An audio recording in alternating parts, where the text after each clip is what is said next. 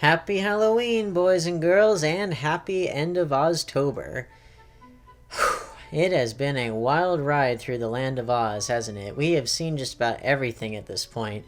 But I wanted to end us off on not just one of the best Oz adaptations, but one of the best shows for kids that I think has ever been made. I am not kidding.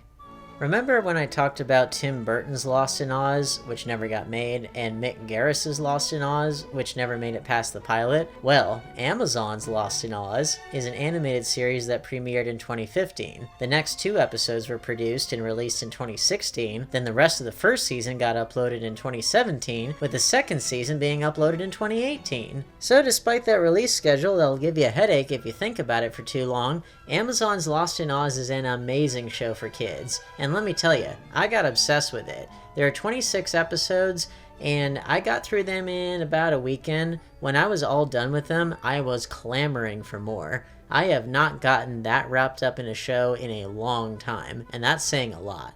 The story involves Dorothy Gale, the great-granddaughter of the Dorothy Gale that went to Oz back in 1900, following in the footsteps of not just her great-grandmother, but also her mother, who also went to Oz when she was a little girl. Yeah, the Gales going to Oz appears to be a hereditary rite of passage. Similar to Tin Man, this version of Oz has advanced significantly from where it was when the original Dorothy came in the tornado. As with her great-grandmother before her, Dorothy seeks a way to get home and meets up with a wacky assortment of Ozian denizens such as the Scarecrow, Glinda, West, filling the Wicked Witch of the West role, Ray, a Cowardly Lion, not the Cowardly Lion, Patchwork, a revolutionary patchwork doll, Ojo, an abnormally large munchkin, and others. Along the way, Dorothy and friends face off against a frustrated sorcerer's apprentice named Fitz, and some other dastardly villains who present themselves as allies at first. Honestly, I don't want to say too much about the show's plot because I really want people to watch it. Trust me though, it gets really engrossing. Remember when I said that this is one of the best children's series I've ever seen? Well, this is for several reasons. Firstly, the animation is gorgeous. It reminds me of Laika's animation style. You know, the same people who did Coraline. Second, the writing is really, really smart. All the characters have intelligence, integrity, struggles to overcome. They don't do obviously stupid or arbitrary things like a lot of kids shows characters do. They have to make a lot of tough decisions sometimes. Things don't necessarily work out the way they expect. And they have to get out of tough situations using their intelligence rather than brute force. Even though it takes place in the land of Oz, magic is treated in a very scientific manner in this show. Oz has its own periodic table, and magical elements are treated like volatile substances. There are videos on the series' official YouTube channel that really try to educate and excite kids about the STEM fields, even though this isn't an educational show per se. This is a show that treats kids like they have a brain and really raises the bar for children's entertainment in my opinion. I don't want to say too much more about this show for fear of spoiling it, but rest assured that I can't recommend it highly enough. What's really weird is that I don't know a single person who has seen or even heard of it.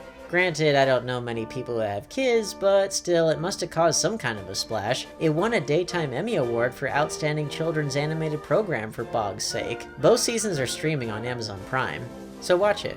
Like, right now. Like, as soon as you're done watching this video, stop what you're doing and just binge the whole series. I'll be here, waiting.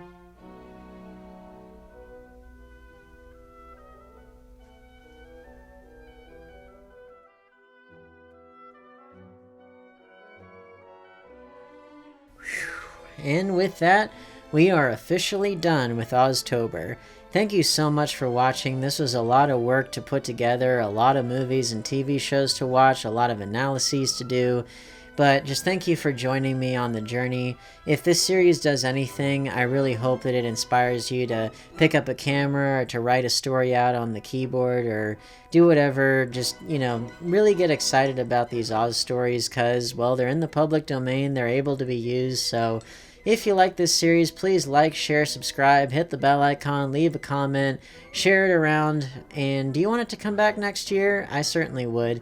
But until then, I'll see you later on down the yellow brick road. Bye now.